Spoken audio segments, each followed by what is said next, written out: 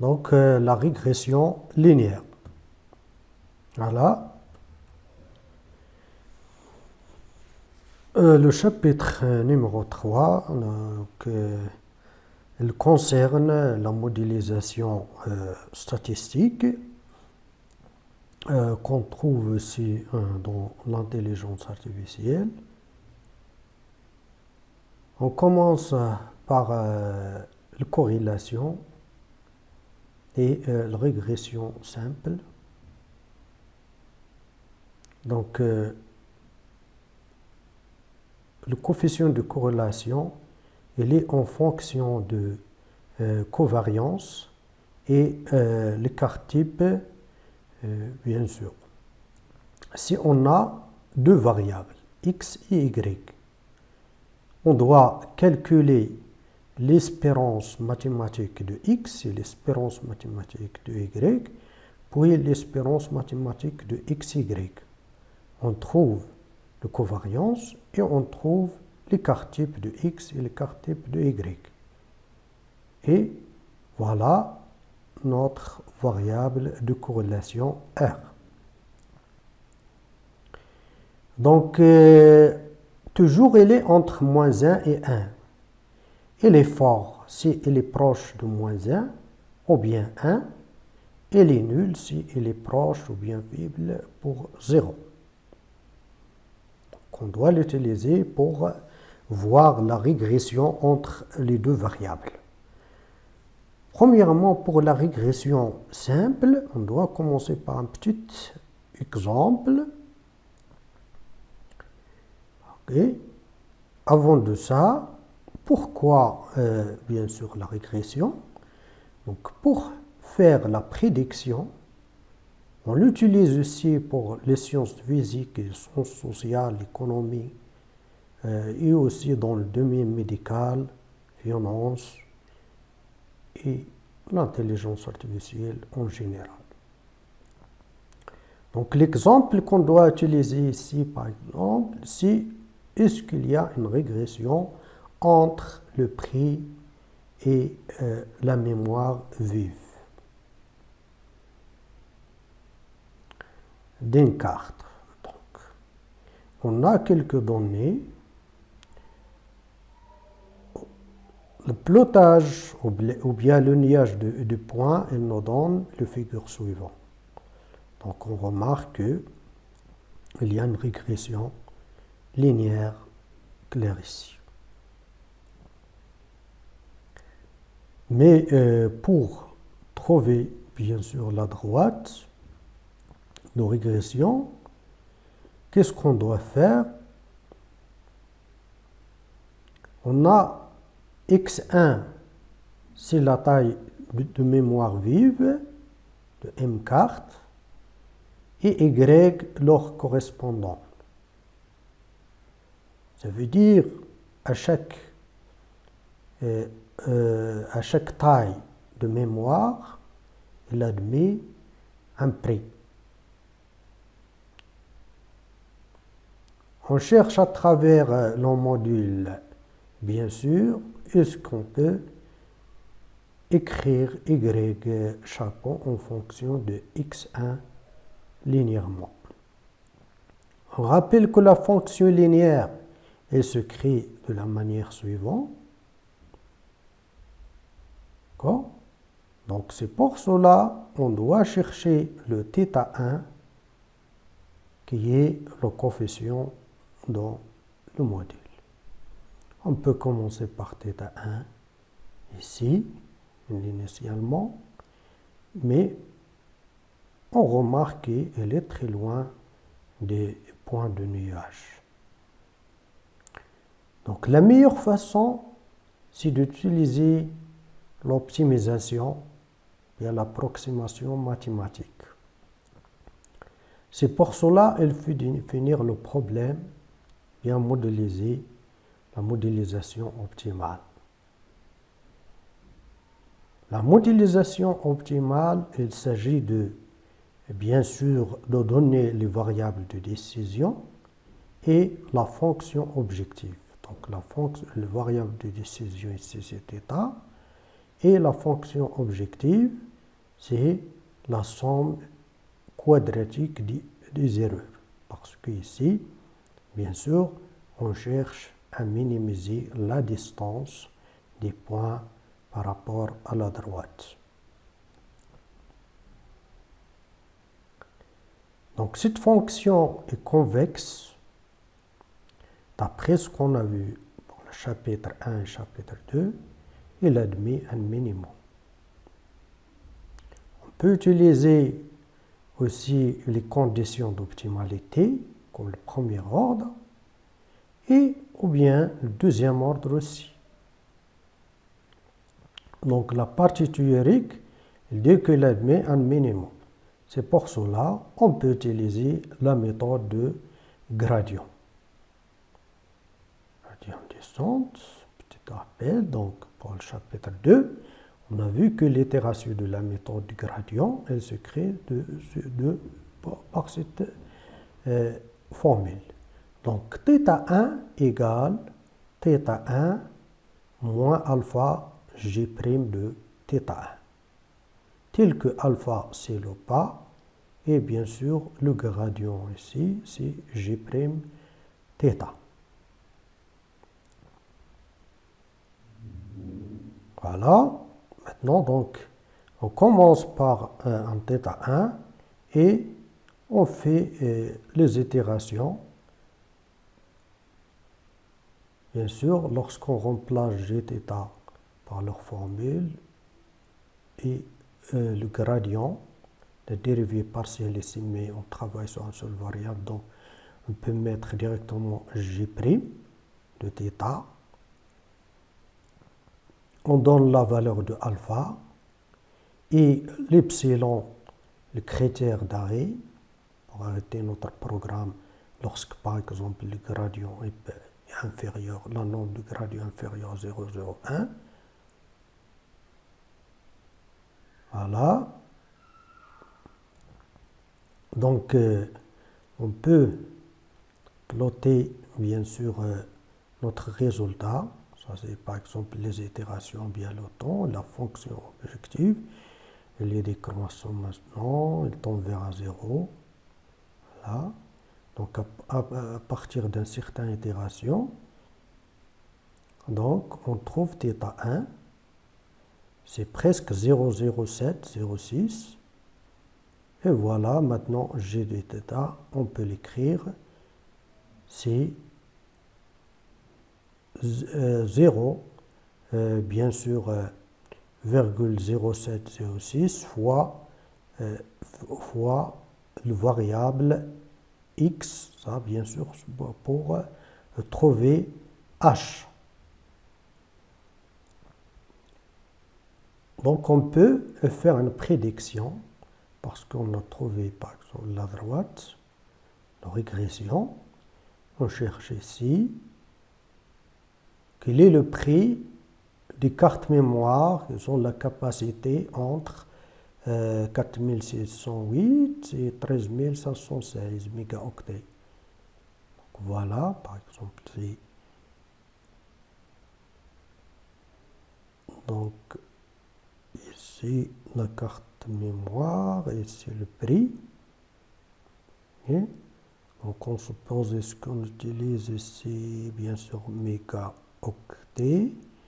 Donc 4000, il peut deviner ici, 4600, 10013, donc c'est ça, entre cette valeur et celle-ci.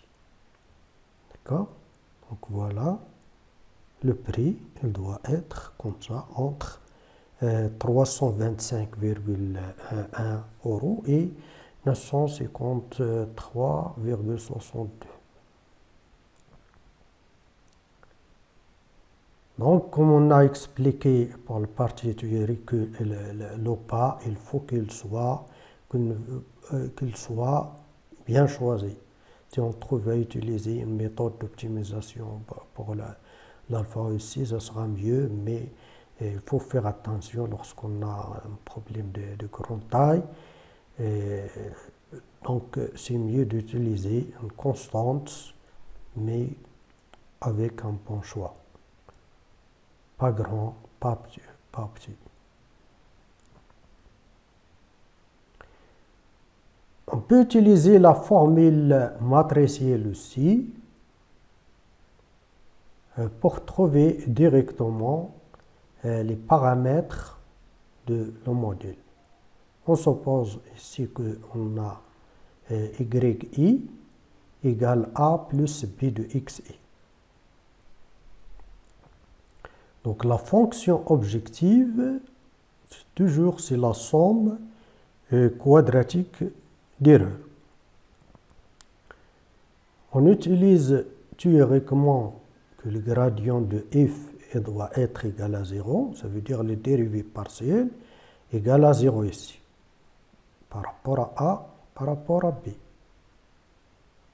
Parce que l'inconnu c'est a et b. Donc voilà, on a deux équations.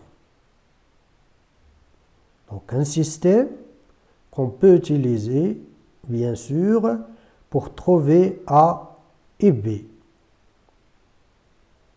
Vous pouvez utiliser une méthode pour résoudre ce problème-là directement, ou bien de poser la matrice suivante. Voilà U en fonction, bien sûr, de X. Et ici, vous avez le colonne, première colonne contient 1, 1, 1, etc. jusqu'à N. On trouve E transposé. O transposé fois E doit être une matrice qui est inversible. D'accord? On remarque aussi que E transposé fois E à B, c'est O transposé de Y. Avec Y, bien sûr, c'est Y1, Y2 jusqu'à Yn, les données.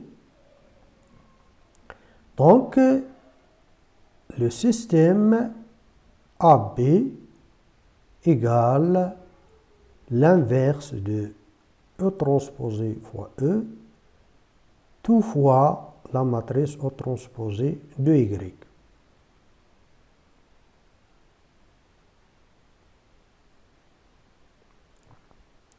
Vous pouvez utiliser aussi directement, bien sûr, les formules suivantes.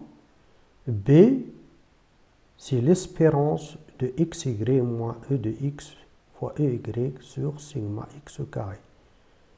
Et A égale y bar moins b de x bar.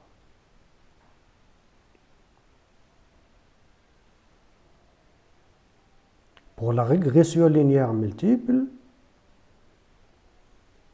donc ici, au lieu de, par exemple, d'une seule variable, on a plusieurs variables entrées qui doivent, bien sûr, donner une autre variable sortie. On doit appeler, par exemple, B. C'est pour cela notre module, ici, il doit être de la manière suivante. Alpha 1V1 plus alpha 2V2 plus alpha M VM. Mais s'il vous plaît, il faut faire attention ici. On a VM et variable entrée. C'est pour cela qu'on a les alpha G ou bien alpha M coefficients de module. Voilà, premièrement. OK. Donc, on doit avoir un B chapeau. B chapeau n'est pas B, parce que B, bien sûr, c'est des valeurs réelles qu'on a dans notre échantillonnage, par exemple, qui contient n valeurs, ou bien n mesures. Toujours, il faut avoir que n, il faut qu'elle soit supérieure strictement à m, à le nombre de variables entrées. Donc, il ne faut pas mélanger entre n et m. Donc ici, on a pour i égale à 1 jusqu'à n, p chapeau de i, on peut l'écrire en fonction de v et j. Tel que, par exemple, V1, ou bien V, c'est une matrice avec les composantes V et J. I, bien sûr, c'est pour les données, les mesures, et G, elle vient de notre variable entrée. Par exemple, ici, V1, V2, VI1, VI2, VIM, ainsi de suite. Voilà. C'est pour cela, B chapeau, maintenant, elle peut être sous forme d'une matrice A fois un vecteur X, tel que X, c'est l'inconnu. Alpha 1, alpha 2 jusqu'à alpha m. Donc on cherche x. C'est pour cela on doit définir bien sûr la distance euclidienne en fonction de la norme euclidienne. Et notre module, c'est de minimiser la distance, ça veut dire minimiser la norme de ax moins b au carré. Donc c'est pour cela on peut utiliser la méthode de gradient pour, bien sûr, le modèle multivariable. Si, bien sûr, le cas général de la méthode précédente, par exemple, pour x1 et θ0. On peut même faire y bar, c'est θ0 plus θ1, x1. Plus général, si on cherche h θ de x égale θ0 plus la somme de θi xi pour i égale à 1 jusqu'à n. Ok?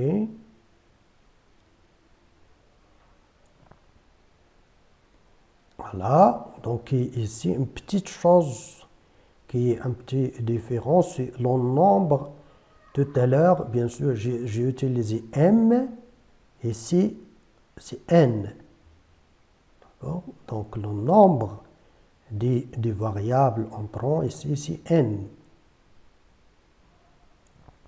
Bien sûr, lorsqu'on utilise l'informatique, parfois on met n, ou bien n, etc.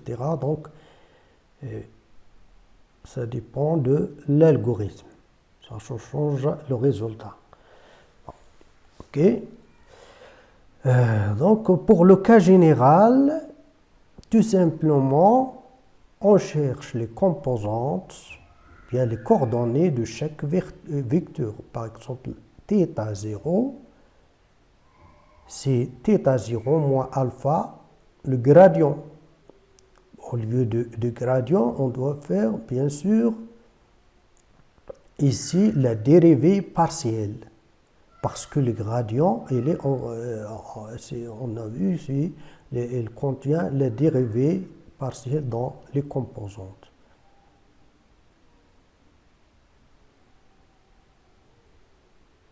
Là, donc on peut plotter, si on a deux variables par exemple, par un MISH. En général, si on a bien sûr plusieurs variables, on peut tout simplement plotter les itérations, comme ça au niveau bien sûr de la fonction objective, ou bien la fonction objective avec CPU time. Quelques applications, vous pouvez le trouver en traitement d'image par exemple, et text mining, l'énergie solaire, et aussi par exemple au niveau médical. Merci pour votre